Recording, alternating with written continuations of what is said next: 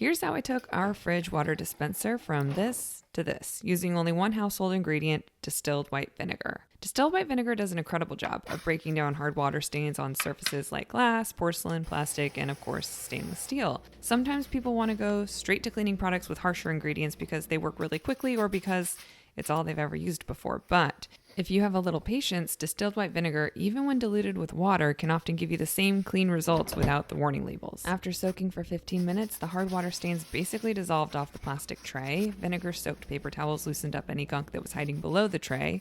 I took a minute to scrub the opening of the ice dispenser in the water tube with a brush dipped in distilled white vinegar. Overall, soaking time aside, this project took me probably 3 minutes of active work to get from this to this.